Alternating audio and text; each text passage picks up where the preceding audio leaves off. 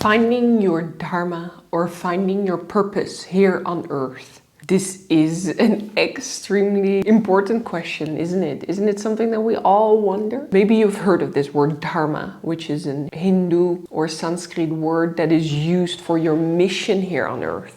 It seems like a lot of us are struggling to find this purpose, to find this Dharma. In general, we can feel this sense of purposelessness, right? Maybe we work a job, maybe we work a 9 to 5, maybe we do something day to day where our heart not really lies in. That doesn't really passionate us, where we kind of feel stuck or stagnant, or we feel like we're not making a difference, right? We live in a very obscure time where the world is driven by ego, the economy, the companies, everything. I can so understand that people who are working a job in a company, they're kind of happy, they're kind of okay, but something is not sitting right with them. Something is feeling a little bit icky about the work that they're doing, right? Because it is so ego driven. Banks, pharmacy, etc.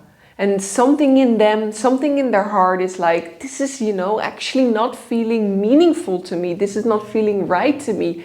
That's because it is not in accordance with your Dharma. Some people have the courage to then throw this away, swap things around, and are like, okay, I want to do something more meaningful. Let's find my purpose. Let's find my Dharma. I also want to talk about karma. It might be not what you think it is. How do you find your purpose? How do you find your Dharma? First thing that I want to reassure you about finding your purpose is that the whole finding it is kind of silly. It's not something you look for. It's not something you chase. It is not something that you have to think of with your mind. Your soul already knows. Your purpose is literally inside your DNA, inside your blueprint. It is not something that you have to chase or find, and it is not something that you can reason or think of. I don't know if anyone has read the book The Alchemist. Basically, Alchemist is about a boy who also finds his purpose, his Dharma, and it goes through a conversation with someone, a coincidental, synchronistic encounter with someone. At least it's not something that you have to reason or think of. And it is often not something that you could have thought of up front. It's not in the level of the mind, it's in the level of the soul. And actually, finding your purpose is about one thing only. It is about coming back to yourself, coming back to your deepest truth within you. That is feeling confident, that is awakening, that is taking good care of yourself. And if you are in that aligned position, your purpose finds you. That is the first reassurance that I want to give you. It's not something you find, it's not something you think of. It is something that will find you when you are in alignment. So your focus actually should not be finding your purpose. Your focus should be finding you. And this is a very broad thing, but this is about coming into alignment with what is true to you. Which people, which conversations, which hobbies, which foods, which activities, what aligns with you and what doesn't. What feels good to you and what doesn't. Spending time in silence, in nature, in meditations are all very practical things that you can do to reconnect with yourself, reconnect with your truth, reconnect with your true self. The second thing that I want to reassure you is that we are so programmed to think of purpose in some worldly activity, some job. We can only think of, okay, my purpose needs to be my job. But you didn't came here on earth to work. I'm not saying it is not a necessity in this modern day and age and we need it for survival, but it's not the purpose why you came here. So it's not always a job. And you know what Dharma actually means? I'm using some quotes from this book, which is a translation of the Dhammapada by Eknath Dhammapada is in the category of the Gita, one of the 3 holy scriptures of old ancient times in India. And you know what Dharma actually means? Dharma, in the sphere of human activity, is behavior that is in harmony with unity. With unity, we mean in harmony with this whole society, this whole world that we are living in together. We have a sort of collective responsibility, right? As a human race, as a collectiveness, we came here on earth to take care of the world. And each individual person has a dharma that is in harmony with this collective, with this unity. To get practical, this is about justice, righteousness, fairness, simple duty. It can be nobility, honor, forgiveness, truthfulness, loyalty, and compassion. These are all aspects that are in harmony with the unity. So stop thinking about purpose or dharma as a worldly job and start thinking about that it is any type of behavior that is in harmony with the collective, with the unity, that is respecting and good for the earth. Because the purpose of dharma, it's kind of the purpose of the purpose, is about karma. You've heard of karma, right? Which is the energy that we accumulate in a lifetime. By following our dharma, we create good karma. And by going against our dharma, we create bad karma. Now, a lot of people actually don't understand what karma means. And again, also quoted from this book, a very simple way to understand karma is that it is just the law of cause and effect. It is just the simple expression, you reap what you sow. So it means that if we have any action that we take in this lifetime, actually, if we have any thought that we have in this lifetime, that creates karma. Because every thought is about an intention or an action, and that eventually leads to action in this lifetime. And all of that creates karma. Selfish actions create bad karma. And actions that are in harmony with our dharma, so in harmony with the unity, with the collective, creates positive karma. We all accumulate karmic debts in a lifetime, right? We're constantly thinking and we're constantly taking actions, and all of that have an effect. And it is just the simple cause and effect law.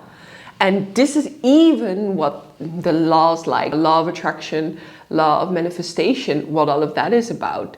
It is the simple notion that we finally understand that our thoughts eventually have an effect in this realm. And usually there's a little bit of delay, right? We first think of something, maybe we repetitively think of something, eventually we act upon it, eventually it can manifest. And this is actually karma. This is the simple notion that every thought can have an effect in this physical realm. And if we have any unpaid karmic debts at the end of a lifetime or any unfulfilled desires, that is when we incarnate again in another lifetime, in another body. And in this lifetime, we also carry a lot of karmic debts from previous lifetimes. Maybe there are some very stubborn relationships or stubborn patterns or stubborn emotions that you're continuously dealing with. And this is based on your past karma, based on your past actions. You did that, right? A little bit of responsibility is needed with karma as well, because it is just a cause and effect law. You reap what you sow. Now, as I said in the beginning, finding your purpose, finding your dharma is any type of behavior, not just the worldly job that you're thinking of now, any type of behavior that is in harmony with the collective, that is creating good karma for yourself, that is not being selfish. That is really what it boils down to. Not being selfish. No selfish thoughts, no selfish actions. And how do we get to this stage? Well, this is the process of awakening. Actually, Einstein had a really nice quote as well. A human being is part of a whole called by us the universe, a part limited in time and space. He experiences himself, his thoughts and feelings as something separate from the rest, which is a kind of optical delusion of his consciousness. This delusion is a kind of prison for us, restricting us to our personal desires and to affection for only a few persons nearest to us. Our task must be to free ourselves from this prison by widening our circle of compassion to embrace all living creatures and the whole of nature in its beauty. So that is really the core of finding your dharma, finding your purpose. Extend your compassion to all living beings. When you learn to not only love yourself and not only love those closest to you, but when you can extend that love to everything and all living beings, including the world, including how you treat the world, including animals, etc. If you include that, that is when you find unity. That is when you are in harmony with the unity. That is when you're living according to your dharma. Yes, are there ways that you then, when you follow your dharma, end up in a job or some type of work or labor where you make money? Yes, this is possible. The job can be a part of the Dharma, but it is not the overall purpose. The overall purpose is that you live in harmony with the collective, with the unity, that you extend your love to all living beings and the earth included.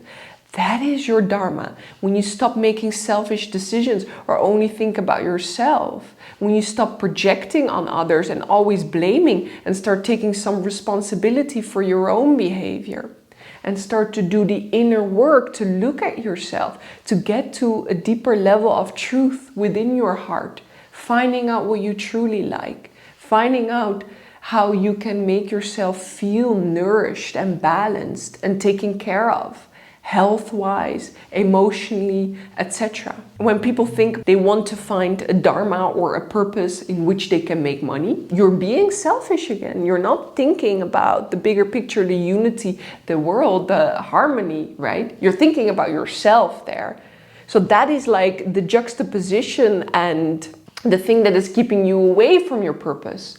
Because it is about letting go of that selfishness. From that frequency, you are abundant. The universe is yours because you become one with everything. When you love everything, that means that you see everything as yourself. That means you become one with everything. Another important quote related to this: human destiny lies ultimately in human hands for those who master the passions of the mind. So you become in charge of your own destiny. Of course, from that frequency, from that abundance, abundance will come to you in any means, not only in monetary means, also in love and energy and whatever you please, really. Once you've given up that selfish desire, once you act in accordance, in harmony with everything on this earth that lives, think about nobility, honor, forgiveness, truthfulness, loyalty, compassion, your purpose finds you, your Dharma finds you, including a work or a job that is part of that Dharma, that is part of that purpose. But the purpose is really bigger than just a worldly job. And really think about your intention and motivation here, even maybe why you clicked this video. Why do you want to find your purpose? Is it motivated by some selfish desire, or is it motivated by the pure intention that you actually want to do something meaningful, or that you actually want to make this world a better place, right? That you actually want to act in accordance with the harmony of this collective and create good karma for yourself. And that really has to come from a pure intention, not because you want something back from it, but actually because it comes from love. That is really about breaking free from the illusion. And if you really catch on, you know that I'm just actually referring to ego death, shedding those layers of selfishness and really looking at yourself, taking that responsibility. When other people trigger you, what in you are you supposed to work on and look at? Because other people are just mirroring things back to you. Or whenever you're challenged by something or always keep running into this point of frustration or challenge in your life, what karma keeps repeating here? Because until you make different choices, because karma means actions, so it also means choice. Until you make different choices, you keep being stuck in these karmic loops. And my only genuine piece of advice to really get closer to your purpose, to your Dharma, to your truth, is going back within and finding that truth within you first. Feeling your heart, finding that truth and finding that courage is really about going within and releasing those emotions, releasing those patterns, those negative karmic cycles that have brought you here. It's not for nothing that meditation is as old as time, because in the old Vedic times, they have found that meditation is the only consistent way that always leads to a deeper, higher level of awareness, more truth, that makes you find your true self, your truth in your heart from within. And it always leads to results eventually. Although a lot of people are meditating and are just looping in their mind, right? They're stuck. But consistency is key here, and also creating an environment where you are relaxed, not distracted, and you actually try to drop your mind into your heart and try to just feel below that mind, feel that body. Don't confuse your purpose with just the worldly job or just what the world expects of you, because it is so much more of that. And maybe there's already a big part of you that is living their purpose, that is not being selfish, that is taking actions to be in harmony with the unity, with the collective, like being a vegetarian, being vegan, doing good things for the earth, helping other people when you see them on the street. How far can you extend your love to include everything and all around you?